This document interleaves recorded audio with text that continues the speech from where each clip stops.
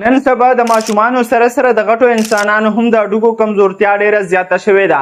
نو د دې هډوکو کمزورتیا کمولو دپاره او ستاسو د هډوکو مضبوطوالي دپاره زه تاسو ته داسې اسان خوراک ښیم چې دا تاسو په خپل کور کې هم کولی شئ چې د هغې سره ستاسو هډوکي څومره دي دا به زر ترقۍ طرف ته روان شي او څومره هم کمزورتیا ده دا به کموالي طرف ته را روانه شي.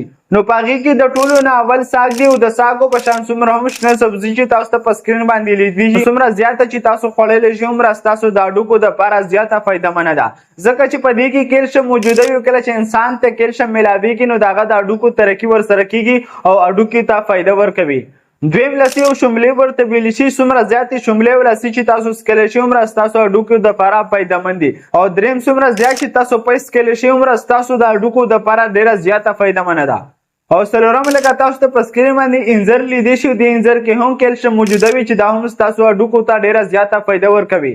او روزانه د 15 منټو نه ونیسه تر 20 منټو پورې خامخا تاسو میت ته خپل هډوکي ورکوي چې د هغې نه کومه قدرتي ویټامین ډي ورته ویلی شي چې ستاسو په هډوکي کې جوړیږي چې هغه تاسو ته میلاویږي چې د هغې سره ستاسو هډوکي په مزه مزه ترقي کوي او د مضبوطوالي طرف ته روانیږي. نو که چیرې دا ویډیو انفارمیټیو وي خپل فرینډ سره شیر کړئ. همدغه شان میډیکل انفارمیشن دپاره زموږ سره اوسئ.